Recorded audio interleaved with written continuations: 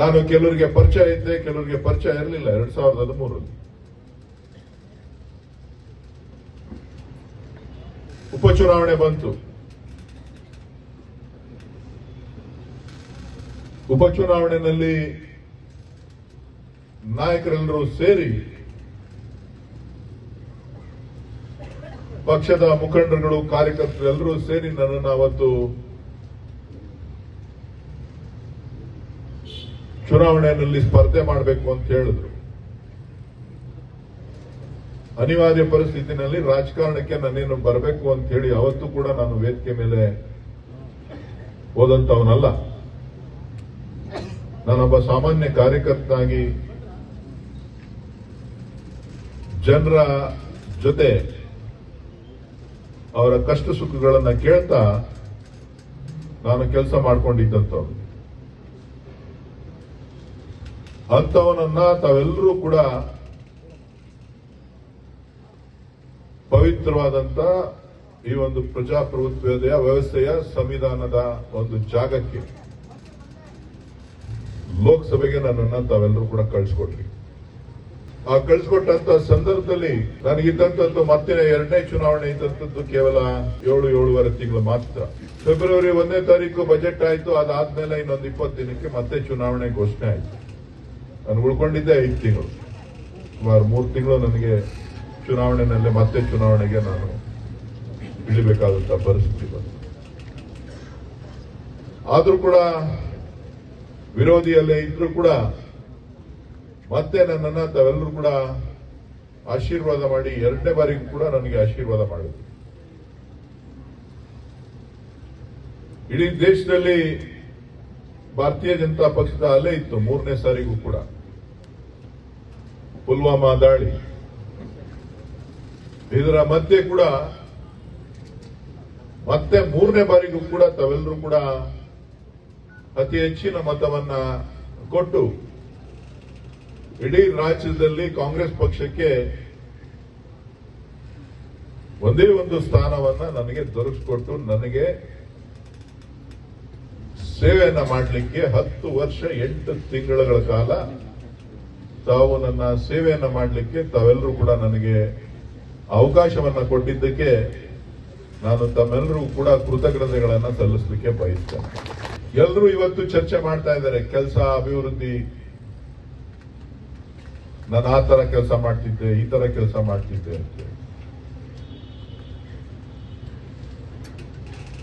ಇದು ಸುಲಭದ ಕೆಲಸ ಅಲ್ಲ. ಒತ್ತಡದ ಮಧ್ಯೆ ಕೆಲಸ ಮಾಡಬೇಕಾಗ್ತದೆ. ಎಲ್ಲರನ್ನೂ ಕೂಡ ನಾನು ಸಮಾಧಾನ ಪಡಿಸಲಿಕ್ಕೆ ಸಾಧ್ಯ ಆಗೋದಿಲ್ಲ. ಸುಮಾರು 28 ಲಕ್ಷ ಮತದಾರರಿರ್ತಕ್ಕಂಥ ಈ ಒಂದು ಕ್ಷೇತ್ರ.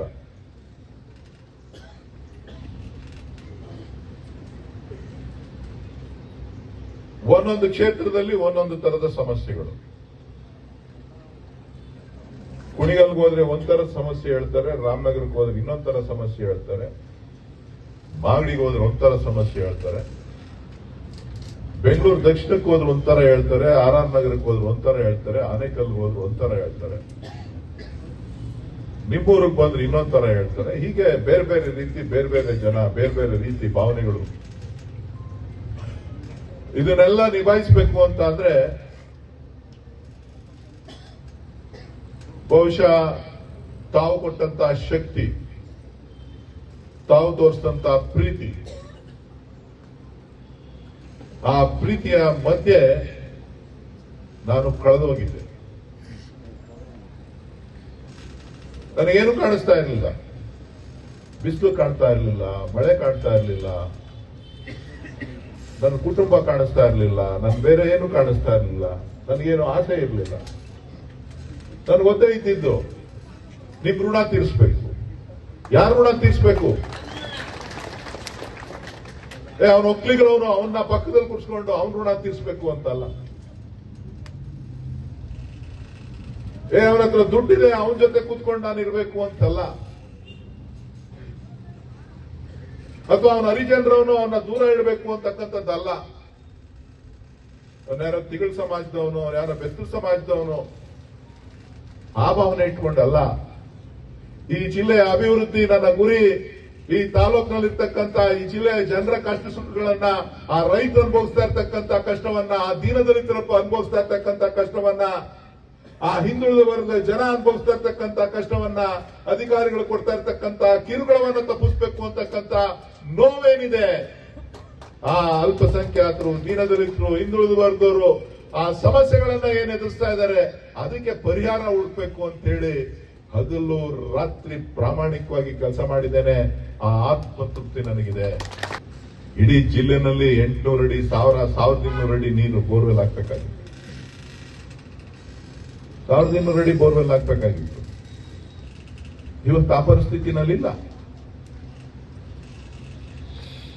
ಆ ಪರಿಸ್ಥಿತಿನಲ್ಲಿ ಈ ಜಿಲ್ಲೆ ಇಲ್ಲ ಇವತ್ತು. ಕಾರಣ ಏನು ಅಂತ ಹೇಳಿದ್ರೆ, ಉದ್ಯೋಗ ಖಾತ್ರಿ ಯೋಜನೆ ಮುಖಾಂತರ ಚೆಕ್ ಡ್ಯಾಂಗಳು, ಸಣ್ಣ ನೀರಾವರಿ ಇಲಾಖೆ ಮುಖಾಂತರ ಚೆಕ್ ಡ್ಯಾಂಗಳು, ಕೆರೆ ತುಂಬಿಸ್ತಕ್ಕಂತ ಯೋಜನೆಗಳು ಒಂದಲ್ಲ ಎರಡಲ್ಲ. ಯಾರು ನನಗೆ ಅರ್ಜಿ ಇಟ್ಕೊಂಡು ಬರಲಿಲ್ಲ. ಗಂಗಾಧರರಾಗ್ಲಿ ಅರ್ಜಿ ಇಟ್ಕೊಂಡು ಬರಲಿಲ್ಲ, ಅಥವಾ ಯಾರೋ ಬೇರೆಯವ್ರು ಬೇಕಾದವರು ಅರ್ಜಿ ಇಟ್ಕೊಂಡು ಬರಲಿಲ್ಲ. ಯಾರ್ಯಾರು ಏನೇನು ಕೇಳಿದ್ದಾರೆ ನನಗೆ ಗೊತ್ತಿಲ್ಲ. ಅವ್ರು ಕುರುಬ್ರ ಅಂತಾನು ಗೊತ್ತಿಲ್ಲ, ಅವ್ರು ತಿಗಳ್ರ ಅಂತಾನು ಗೊತ್ತಿಲ್ಲ. ಅರ್ಜಿ ಕೊಟ್ಟವ್ರೆ, ಅವ್ರ ಕಷ್ಟ ಇದೆ, ಅವ್ರಿಗೆ ಸಹಾಯ ಮಾಡ್ತಾರೆ. ನಾನು ಅನ್ಕೊಂಡಿರ್ಲಿಲ್ಲ ನನ್ನ ಚುನಾವಣೆಯಲ್ಲಿ, ಲೋಕಸಭಾ ಚುನಾವಣೆಯಲ್ಲಿ ನನಗೆ ಜಾತಿ ಅಡ್ಡ ಬರುತ್ತೆ ಅಂತ ಹೇಳಿ. ನನಗೆ ಗೊತ್ತಿರಲಿಲ್ಲ ಈ ಚುನಾವಣೆಯಲ್ಲಿ ಭಾವನಾತ್ಮಕ ವಿಚಾರಗಳು, ಧರ್ಮ ಕೆಲಸ ಮಾಡ್ತದೆ ಅಂತ ಹೇಳಿ. ಏನ್ ತಪ್ಪು ಮಾಡಿದೆ ಅಂತ ನನಗೆ ಗೊತ್ತಿಲ್ಲ. ಯಾತಕ್ಕೋಸ್ಕರ ನನ್ನ ವಿರುದ್ಧ, ನಮ್ಮ ಪಕ್ಷದ ವಿರುದ್ಧ ಅಸೂಯೆ ಬಂತು ಜನರಿಗೆ ಅಂತ ಹೇಳಿ 2,000 ರೂಪಾಯಿ ಘೋಷಣೆ ಮಾಡಿದ್ರು ಸರ್ಕಾರ. 2,000 ರೂಪಾಯಿ ಯಾರಿಗೆ ಯಾರಿಗೆ ಕೊಟ್ಟಿರೋದು? ಯಾವ ರೈತ ಮಹಿಳೆ, ರೈತರು, ಯಾರು ರೈತರಿದ್ದಾರೆ ಆ ರೈತರ ಮಹಿಳೆ ಹೆಣ್ಣು ಮಕ್ಕಳಿಗೆ, ಯಾರು ಕೂಲಿ ಮಾಡ್ತಕ್ಕಂಥ ಹೆಣ್ಣು ಮಕ್ಕಳಿಗೆ ಯಾರು ಕೊಟ್ಟಿದ್ದು? ಜನತಾದಳದವರು, ಬಿಜೆಪಿಯವರು, ಕಾಂಗ್ರೆಸ್ನವರು ಅಂತ ಹೇಳಿ ಅರ್ಜಿ ಇಟ್ಕೊಂಡು ಒಂದು OEP ಮಾಡಿಸ್ಕೋಬೇಕು ಅಂದ್ರೆ 3,000 ರೂಪಾಯಿ 4,000 ರೂಪಾಯಿ ಖರ್ಚು ಮಾಡ್ತೀರಿ. ನಿಮ್ ಊರುಗಳಲ್ಲಿ ಹೋಗಿ ಕೇಳಿ ನೀವು. ಒಂದು ಓಲ್ಡ್ ಏಜ್ ಪೆನ್ಷನ್ ಖರ್ಚು ಮಾಡಬೇಕು ಅಂತ ಅಂದ್ರೆ ವಿಲೇಜ್ ಅಕೌಂಟೆಂಟ್ಗೆ, ರೆವಿನ್ಯೂ ಇನ್ಸ್ಪೆಕ್ಟರ್ಗೆ 3,000 4,000 ಖರ್ಚು ಮಾಡಬೇಕು.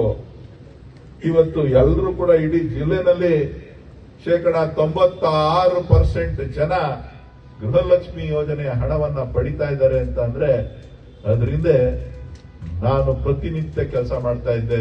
ದಿನ ಸಾಯಂಕಾಲ ರಿಪೋರ್ಟ್ ತಗೋತಾ ಇದ್ದೆ. ಎಷ್ಟೆಷ್ಟು ಜನಕ್ಕೆ ಹೋಯ್ತು, ಎಷ್ಟು ಜನಕ್ಕೆ ಬಂತು, ಎಷ್ಟು ಜನಕ್ಕೆ ಬರ್ಲಿಲ್ಲ, ಯಾಕೆ ಬರ್ಲಿಲ್ಲ, ಯಾವ ಊರಲ್ಲಿ ಬರ್ಲಿಲ್ಲ, ಯಾತಕ್ಕೆ ಬರ್ಲಿಲ್ಲ ಅಂತ ಕೇಳ್ತಾ ಇದ್ದೆ. ನಿಮ್ಮಿಂದ ನಾನು ನಿರೀಕ್ಷೆ ಮಾಡಿದ್ದೇನ ಅಂತ ಅಂದ್ರೆ, ನೀವು ನನಗೆ ಬೆನ್ನೆಲುಬಾಗಿ ನಿಲ್ತೀರಿ, ನಿಮ್ ಕುಟುಂಬ ಬೆನ್ನೆಲುಬಾಗಿ ನಿಲ್ತದೆ ಅಂತ ಹೇಳಿ.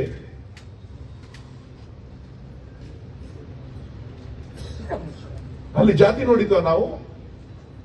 ಹರಿಜನರು, ಅಲ್ಪಸಂಖ್ಯಾತರು, ದೀನದಲಿತರು, ಹಿಂದುಳಿದವರ್ಗರು ಅಂತ ನೋಡಿದ್ವಾ?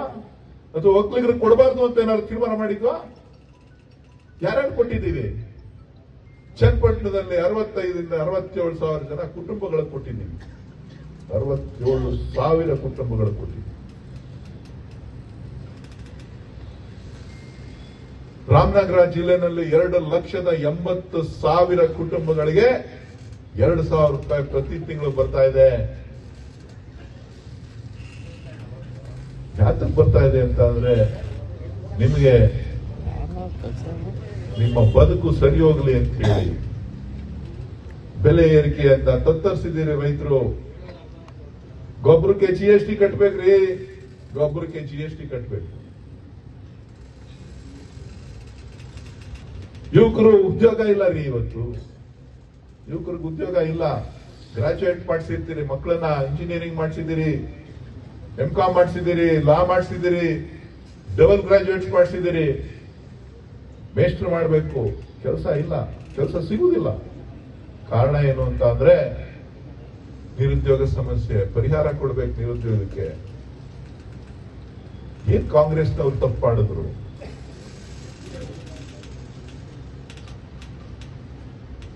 ನಾನು ಯಾರನ್ನ ಬೈದಿದ್ದೀನಿ? ಬಡವ್ರನ್ನ ಬೈದಿದ್ದೀರಾ? ಬಡವ್ರನ್ನ ಬೈದಿದ್ದೀನ? ಯಾರನ್ನ ಬೈದಿದ್ದು ನಾನು? ಯಾರು ನಿಮ್ಮಂತ ರಕ್ತ ಸುಲಿತಾ ಇದ್ರು, ನಿಮ್ಮ ಚರ್ಮ ಸುಲಿತಾ ಇದ್ರು, ನಿಮ್ಮ ಬೆವರಿನ ಹಣ ಕಿತ್ಕೋತಾ ಇದ್ರು, ಅವ್ರನ್ನ ಬೈದಿದ್ದೀನ್ರಿ. ತಪ್ಪೇನ್ರಿ ಅದು?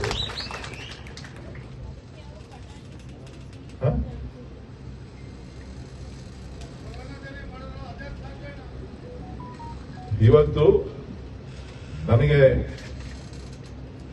ಒಂದು ಅವಕಾಶ ಏನ್ ಕೊಟ್ಟಿದ್ರಿ, ಆ ಅವಕಾಶದಲ್ಲಿ ನಾನು ಪ್ರಾಮಾಣಿಕವಾಗಿ ಕೆಲಸ ಮಾಡಿದ್ದೀನಿ ಅಂತಕ್ಕಂಥ ತೃಪ್ತಿ ನನಗೆ ಸಂಪೂರ್ಣವಾಗಿದೆ. ಆದ್ರೆ ಒಂದು ಯಾತಕ್ಕೋಸ್ಕರ ನಾನು ಸಭೆಯನ್ನ ಕರೆದಿದ್ದೀನಿ, ಕಾರ್ಯಕರ್ತರಿಗೆ ಧನ್ಯವಾದ ಹೇಳ್ತೀನಿ ಅಂತ ಅಂದ್ರೆ, ಈ ಸೋಲು ನನ್ನ ವೈಯಕ್ತಿಕವಾದಂತಹ ಸೋಲು. ನಾನು ಈ ಚುನಾವಣೆಯಲ್ಲಿ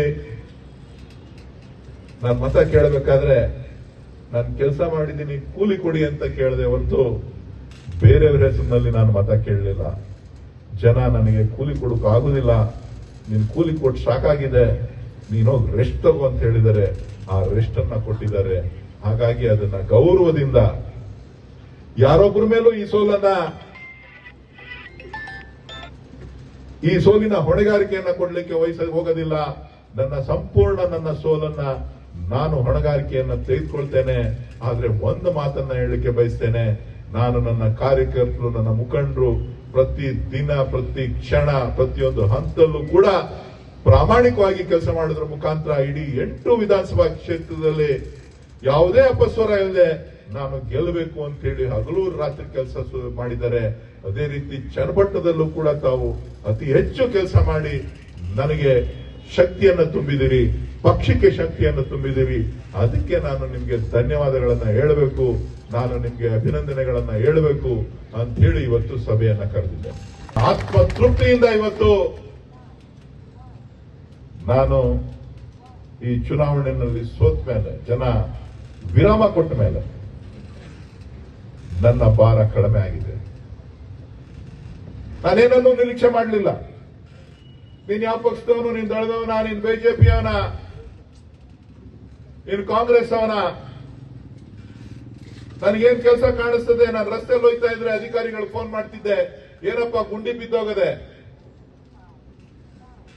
ನೋಡಲ್, ಕೋಡಂಬಳ್ಳಿ ಗುಂಡಿ ಬಿದ್ದೋಗೈತೆ. ವಿರೂಪಾಕ್ಷಪುರದಲ್ಲಿ ಹೋಗ್ತಾ ಇದ್ದೀನಿ, ಕಂಬ ವಾಲ್ಕೊಬಿಟ್ಟದಲ್ಲಯ್ಯ, ಆ ಕೆರೆಯಲ್ಲಿ ನೀರು ಹಳ್ಳ ಕಂಬ ನಿಂತೋಗೋದಲ್ಲಯ್ಯ, ನೆಟ್ಟಕ್ ಮಾಡಯ್ಯ.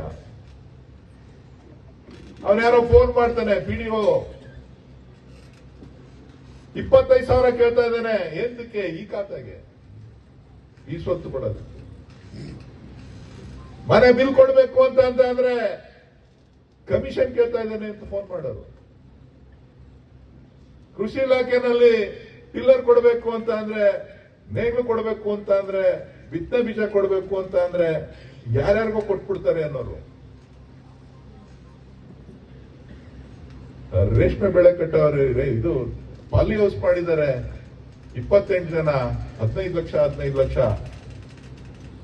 ಬಂಡವಾಳ ಹಾಕ್ಬಿಟ್ಟಿದ್ದಾರೆ, ಸ್ಕೀಮ್ ಕ್ಯಾನ್ಸಲ್ ಆಗೋಗಿದೆ ಅಂತ ಕೇಳ್ತಾರೆ. ನನಗೆ ಗೊತ್ತಿಲ್ಲ ಯಾವ ಪಕ್ಷದವರು ಅಂತ ಗೊತ್ತಿಲ್ಲ, ಯಾವ ಜಾತಿಯವರು ಅಂತ ನನ್ಗೆ ಗೊತ್ತಿಲ್ಲ. ನನ್ಗೆ ಗೊತ್ತಿದ್ದು ಒಂದೇ, ಆ ರೈತ ಕಷ್ಟನಿದ್ದಾನೆ, ಆ ಬಡವ ಕಷ್ಟನಿದ್ದಾನೆ, ಅವ್ರನ್ನ ಸಹಾಯ ಮಾಡಬೇಕು ಅಂತಾನೆ ಹೊರತು ಬೇರೆ ಯಾವುದೇ ದೃಷ್ಟಿಯಿಂದ ನಾನು ಕೆಲಸ ಮಾಡಿದಂತವನಲ್ಲ. ಆ ಪ್ರಾಮಾಣಿಕತೆಗೆ ಸಿಕ್ಕಂತ ಗೌರವ ನಾನು ಅಧಿಕಾರಿಗಳಿಗೆ ಬೈತಾ ಇದ್ದೆ ಅಂತ ಅಂದ್ರೆ ನನ್ನ ಆಸ್ತಿಗೆ ಖಾತೆ ಮಾಡಿಕೊಡುವಂತ ಅಲ್ಲ. ನಾನೆಲ್ಲ ಜಮೀನ್ ತಗೊಂಡಿದ್ದೀನಿ, ಅದನ್ನ ತಿದ್ದುಪಡಿ ಮಾಡಿಕೊಡು, ನನ್ನ ಹೆಸರಿಗೆ ಬರ್ಕೊಡು ಅಂತ ಅಲ್ಲ. ಅಲ್ಲೆಲ್ಲ ಗವರ್ಮೆಂಟ್ ಜಾಗ ಐತೆ ಅಂದ್ರೆ ಅದನ್ನ ನನಗ್ ಮಾಡ್ಕೊಡು, ನನ್ನ ಮನೆಯವ್ರಿಗೆ ಮಾಡ್ಕೊಡು, ಅಥವಾ ನನ್ನ ಸಂಬಂಧಿಕರಿಗೆ ಮಾಡ್ಕೊಡು, ನನ್ನ ಸ್ನೇಹಿತರಿಗೆ ಮಾಡ್ಕೊಡು ಅಂತ ಅಲ್ಲ. ಯಾತಕ್ಕೋಸ್ಕರ ಬೈತಾ ಇದ್ದೆ ಅಂತ ಅಂದ್ರೆ, ನಿಮ್ಗೋಸ್ಕರ. ಆ ಊರಲ್ಲಿರ್ತಕ್ಕಂಥ ಕಟ್ಟೆ ಕಡೆಯವನು ಯಾರು ತಾಲೂಕ್ ಆಫೀಸ್ಗೆ ಬರ್ಲಿಕ್ಕೆ ಸಾಧ್ಯ ಆಗ್ತಿರ್ಲಿಲ್ಲ, ಯಾರು ಪಂಚಾಯತಿಗೆ ಬರ್ಲಿಕ್ಕೆ ಸಾಧ್ಯ ಆಗ್ತಾ ಇರ್ಲಿಲ್ಲ, ಅವನಿಗೋಸ್ಕರ ಅಧಿಕಾರಿಗಳಿಗೆ ದಂಡಿಸ್ತಾ ಇದ್ದೆ ಹೊರತು ಅವರ ದ್ವೇಷದಿಂದ ಆಗ್ಲಿ, ಅವ್ರ ಹತ್ರ ಏನೋ ಹಣ ಇಸ್ಕೋಬೇಕು ಅಂತಕ್ಕಂಥ ದೃಷ್ಟಿಯಿಂದ ಅಲ್ಲ. ನಿಮ್ಮ ಮೇಲಿನ ಪ್ರೀತಿಯಿಂದ, ನೀವು ಕಷ್ಟ ಕಾಲದಲ್ಲಿ ಕೈ ಹಿಡಿದ್ರಿಂದ ನಿಮ್ಮನ್ನ ಉಳಿಸ್ಕೊಳ್ತಾರೆ ಅಂತಕ್ಕಂಥ ನಂಬಿಕೆ ನನಗಿದೆ.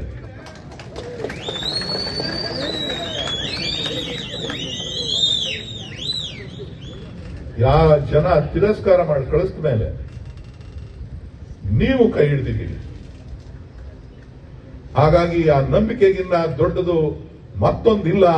ಆ ಕೆಲಸವನ್ನ ಆ ನಾಯಕರು ಖಂಡಿತ ಮಾಡ್ತಾರೆ ಅಂತಕ್ಕಂಥ ಆತ್ಮವಿಶ್ವಾಸ ನನಗಿದೆ. ಅಧಿಕಾರ ಮುಖ್ಯ ಅಲ್ಲ, ಮತದಾರರು, ಚನ್ನಪಟ್ಟಣ ತಾಲೂಕಿನ ಮತದಾರರ ಸ್ವಾಭಿಮಾನದ ಮತದಾರರ ಗೌರವ ಮುಖ್ಯ. ಆ ಗೌರವವನ್ನ ಉಳಿಸುವಂತ ಕೆಲಸವನ್ನ ಆ ನಾಯಕರು ಮಾಡ್ತಾರೆ ಅಂತಕ್ಕಂಥ ವಿಶ್ವಾಸ ನನಗಿದೆ. ಯಾಕೆ ಅಂತ ಅಂದ್ರೆ ಒಂದ್ ಕಣ್ಣು ಅಲ್ಲಿತ್ತು, ಇನ್ನೊಂದ್ ಕಣ್ಣು ಇಲ್ಲಿತ್ತೆ. ಹಾಗಾಗಿ ನೀವು ಮುಖ್ಯ ಆಗ್ತೀರೇ ಹೊರತು ಅಧಿಕಾರ ಮುಖ್ಯ ಆಗೋದಿಲ್ಲ. ಅಧಿಕಾರ ಮುಖ್ಯ ಆಗೋದಿಲ್ಲ. ಆ ಕೆಲಸವನ್ನ ಮಾಡಿ ತೋರಿಸೋದ್ರ ಮುಖಾಂತರ ನಿಮ್ಮ ಮನಸ್ಸಿನಲ್ಲಿ, ನಿಮ್ಮ ಇತಿಹಾಸದಲ್ಲಿ ಈ ಒಂದು ಕೆಲಸವನ್ನ ಮಾಡಿ ಮಣ್ಣಿನ ಮಕ್ಕಳಿಗೆ ಗೌರವವನ್ನ ಕೊಡ್ತಕ್ಕಂತ ಕೆಲಸವನ್ನ ಮಾಡ್ತಾರೆ ಅಂತಕ್ಕಂಥ ವಿಶ್ವಾಸ ನನಗೆ.